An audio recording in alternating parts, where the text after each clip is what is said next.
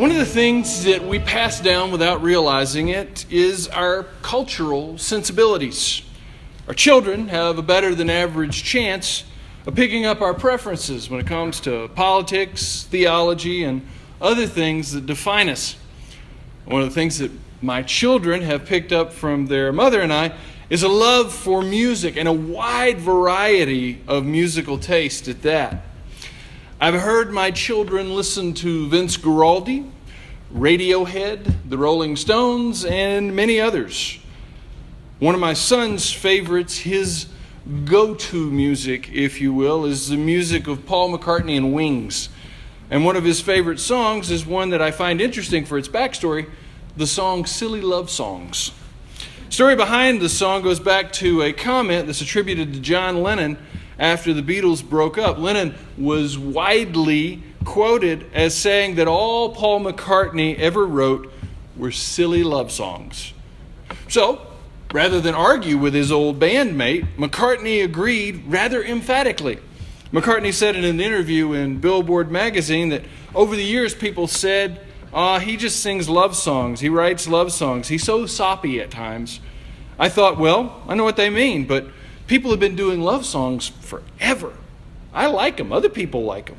And there's a lot of people I love. I'm lucky enough to have that in my life. So the idea was that you may call them silly, but what's wrong with that?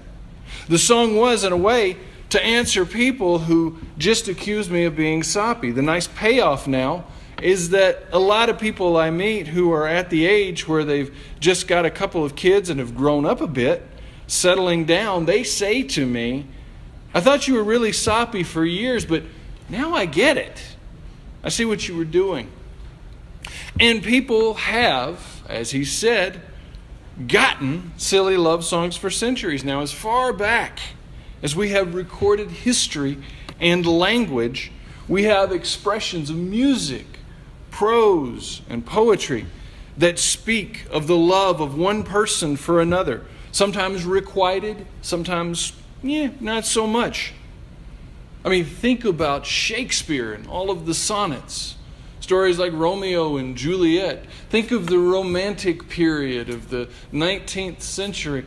Just look at the Billboard charts. All of the ballads that have been on there for the last century of music.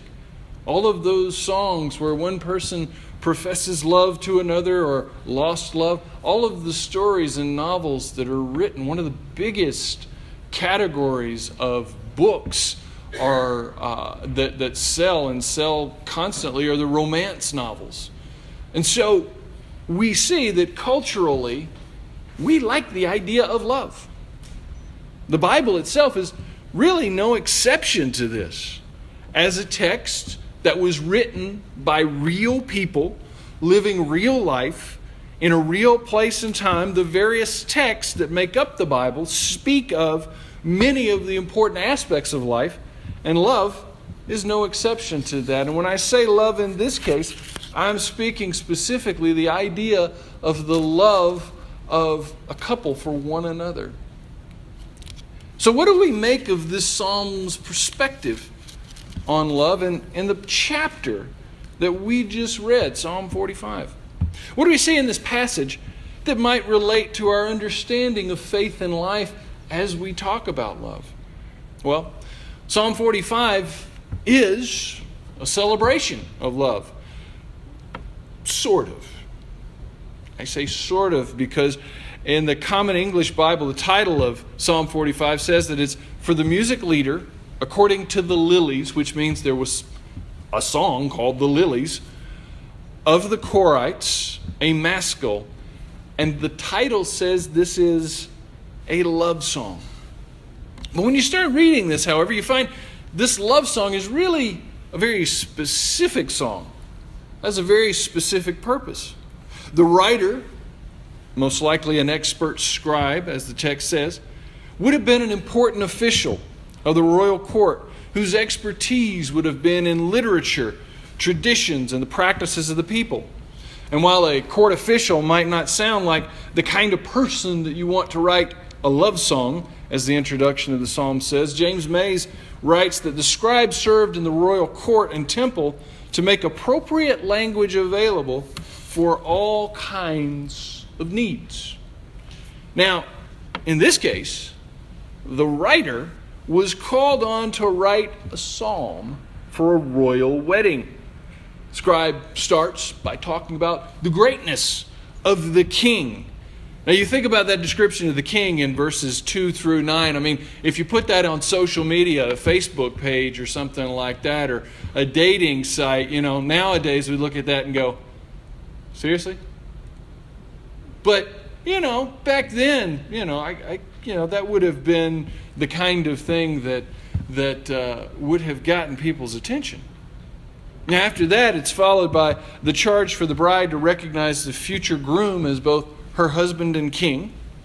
The bride is then led to the palace to be presented to the king, where marriage will be consummated, and the king is then promised that his rule will be extended through generations to come by virtue of the children his bride will bear for him. Now, for some modern readers, this seems very misogynistic, but it was the collective understanding of its time. Those that lived in that day and age, they got it. It made sense to them. Women served certain societal functions that were born of an understanding about how God or the gods saw women. For the Jew, this was found in the Adam and Eve story, where we find Adam alone and God making him someone to be his helpmeet. A word that has connotations of subservience to some and equality to others, depending on how you want to translate that. In fact, there's one scholar, Marilyn Yalom, from Stanford University, who said that the Talmud sees the Izer, or the helpmeet, as providing a moral check on her husband. When he is good, she supports him. When he is bad, she rises up against him. And while the Talmud may have been philosophically egalitarian, reality was actually much different. The woman in practice was placed by law and custom under the authority of her husband, as we see in the psalm. Let the king desire your beauty, because he is your master. Bow down to him now. This concept of authority existed in most marriage ceremonies and liturgy until well into the 20th century, and continues among some religious interpretations to this day. Most important of these duties was the need to produce a male heir for her husband. All the property, and the wife was property in this time, belonged to the husband, and he had to pass that down to a male, since women could not own anything.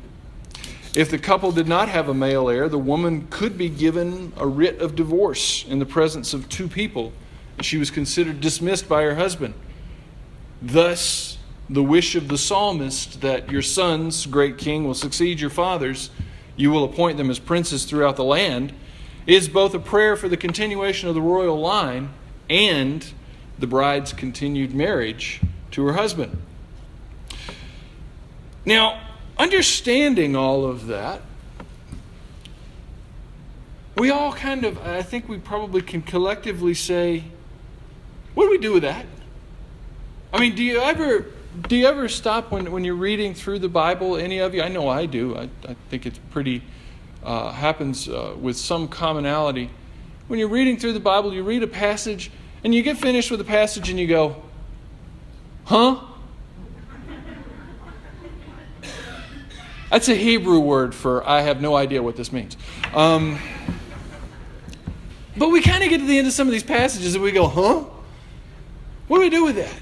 Well, a long time ago, I heard someone say that everything in the Bible is God speaking directly to us and personally, as if the Bible were a personal letter to us here today. Now, I've since refined my own understanding to see the Bible as a collective understanding that we have about God, written in the day and the time that it was written, passed down by those who worship God before us. The question for us today is, how do we take a psalm about a royal wedding as something that speaks to us in this day and age about God? Or back to our original question, what do we make of the psalmist's perspective on love, marriage, and family in this particular passage? What can we see in this passage that might relate to our understanding of faith and life? Well, Careful reading of the Bible will reveal that the Bible explains God through these stories, and these stories explain how the authors understood God. Sometimes these stories give us what are called a prescriptive expression of understanding. These stories have in them certain things that people reading or hearing them would be expected to live into. Some of these include things like the Ten Commandments, the Levitical law in the Old Testament, or the Sermon on the Mount, the greatest commandment in the letters of Peter and Paul and John in the New Testament. These are things that those people in the past have experienced and have been drawn closer to God because of the experience, and so they preserved them and said, these are things that you might do to be drawn into God's presence. They draw us together in worship and community and relationship with one another, and in community and relationship with God.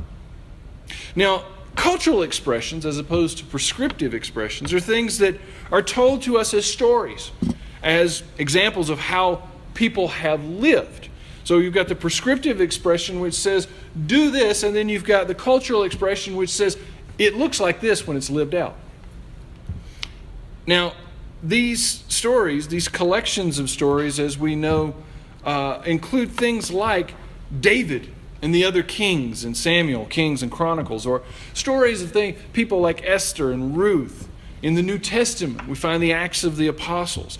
All of these stories give us a way of seeing how the people in that time and that place, in these Bible stories, viewed prescriptive expressions and practiced them.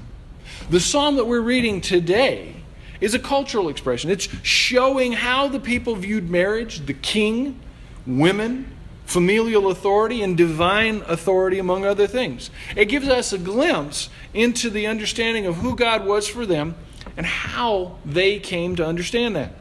Now, some people may be uncomfortable with these ideas as I have explained them. I knew a man who was once rather hostile to my explanation of prescriptive and cultural expressions. One of the arguments he made in our discussion was, if God doesn't change, why would we change the way we read the Bible? Fair question.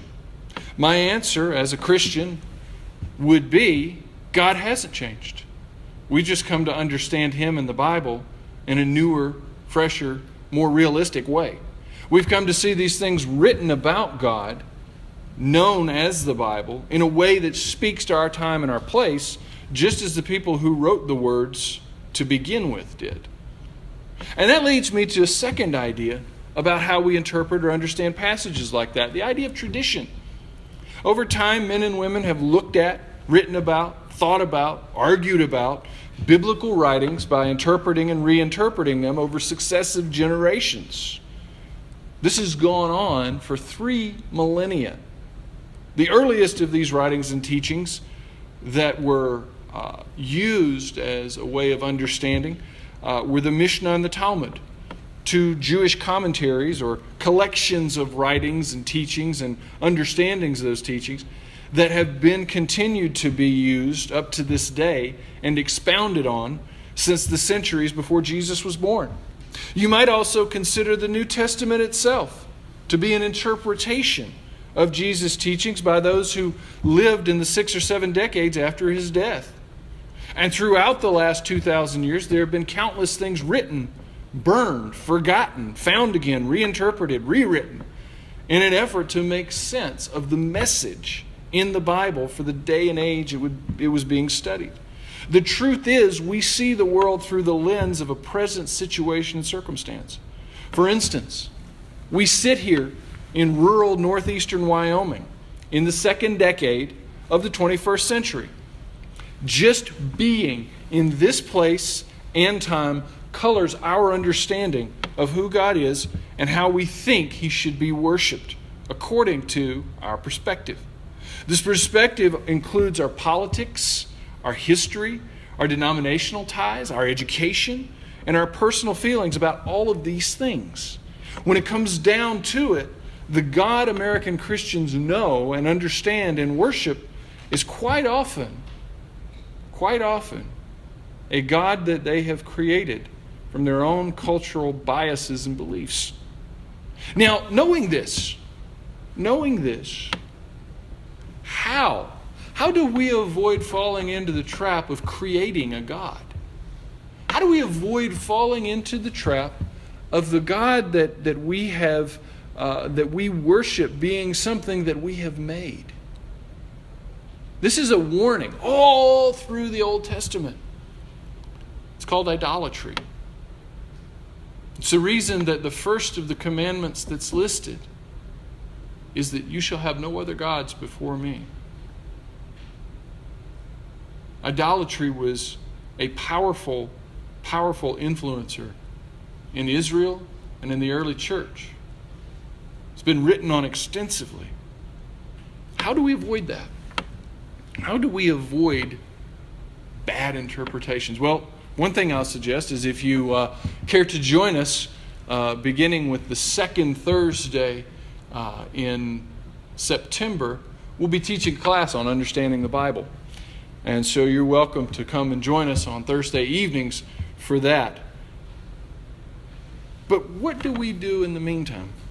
Well, knowing these things about how the biblical story came to be and how our circumstances in this time and place affect us, what do we do to seek God as God rather than the God we want him to be or her to be?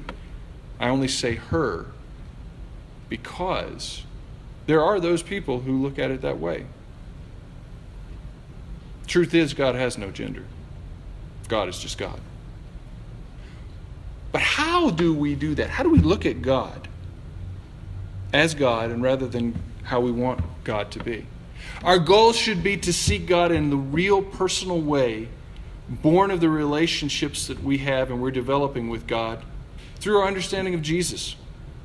We are Christians because we follow Jesus. So Jesus' interpretation should be our principal means of understanding who God is. And so we come back to the Sermon on the Mount. But we also look at the parables of Jesus. We also look at his example of ministry and his life story as a whole. We look at how Jesus shows his humanity in stories like the wedding at Canaan, where he helps the wine steward by creating wine when it ran out. Or the woman at the well, where Jesus speaks to a woman despised by Jews for being a Samaritan and by her own people for her past. In seeing how Jesus reached out and connected to people, we have an example of what living godliness looks like on the outside. In other words, Jesus has shown us. He's taught us, and then he's shown us. He has said, but then he's also done. And in the Sermon on the Mount, we gain insight into how our hearts should be changed in order for us to live out the external godliness by having an internal godliness to draw from. If you're just doing the stuff, it's not real. It's an empty expression. It requires a heart change in order for there to be meaning in the actions. And finally, I want to pose a question that goes back to the beginning of the sermon. Paul McCartney wrote, "You'd think that people would have had enough of silly love songs. I look around me and I see it isn't so. Some people want to fill the world with silly love songs. And what's wrong with that? I'd like to know." In essence, our story is that Jesus is a love song. Jesus coming, Jesus' life, Jesus' teaching, a love song from God to creation. What's wrong with that? Nothing. Nothing at all. Just keeps